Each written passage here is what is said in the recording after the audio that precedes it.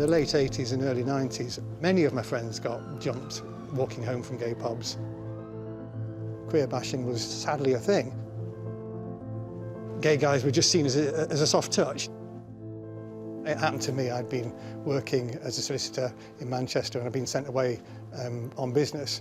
And I walked out of this gay pub, minding my own business on my own, and suddenly this guy was all over me, just punching me. And I had no idea why, other than he'd seen me walking out of this pub. I got to the point where I didn't really like going out. A few years later, I moved to Paris and found out there was a LGBT karate club and joined that. And that kind of opened my eyes because I'd never been to an LGBT sports club before.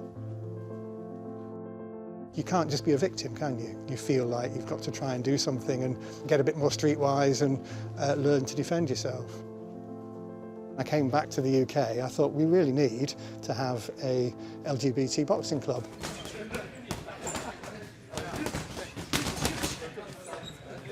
Fully extend your shots, yeah? Back as a gay teenager in the 80s, there's no way you would have joined a boxing club or even really got that involved in sport. It's almost stereotyped as just being rubbish at sport. If you're gay, that's how it is. So it's amazing to see how things have changed in the world of sport, but generally, socially, there's been massive changes. I sort of came out quite late, age of 24, which I think is quite normal for a lot of bisexual people especially. I came out to the club before I came out anywhere else really, other than to my girlfriend. It provided a space for me where I could try a sport which I'd been curious about and also sort of be authentic with everyone.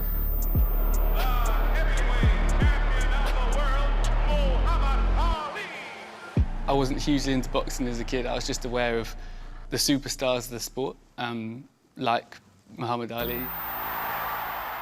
Was aware about how outspoken he was on certain issues and for underrepresented groups. So for my really childish view of it, it was quite like an open sport. Once I became more interested in boxing, I was much more aware of the sort of storm of homophobia and transphobia around it. I kept finding boxers who I enjoyed looking at in the ring and then finding out they're saying terrible things outside of it. One of my friends in boxing had a terrible time with his planned fight. It was a white-collar fight he was going to do. And the guy he was fighting found out he was gay and was convinced that he got AIDS and he wouldn't fight him.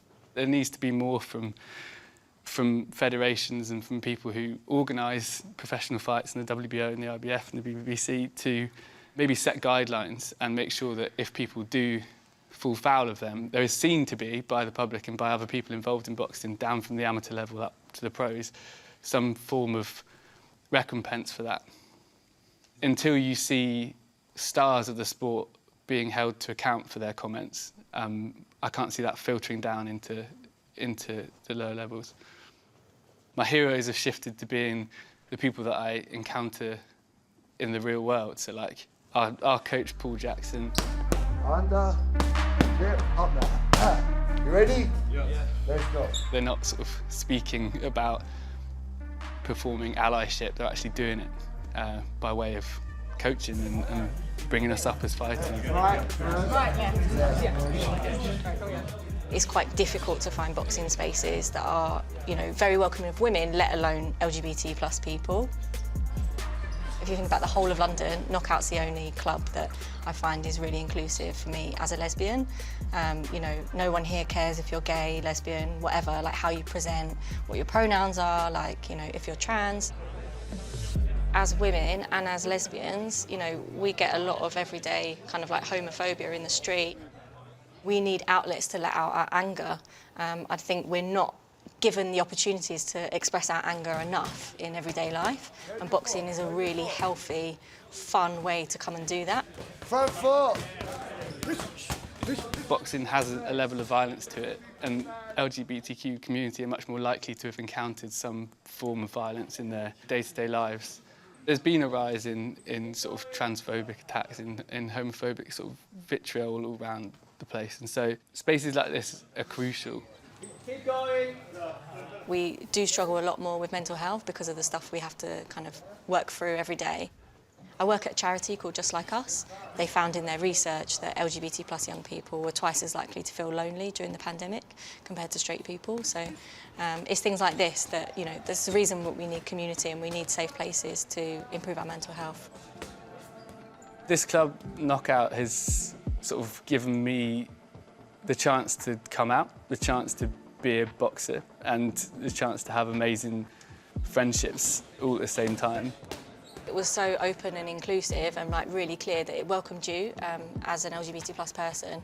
This was a place that I felt like I could actually try boxing for the first time. It's become something that I really love, and now it's a big part of what I do. It's pushed me. I mean, I've been beaten up in fights and I've won fights. Most of my friends here in London are people I've met through the boxing club. It's a really nice place to come and box, and you can sort of just forget about like your identity.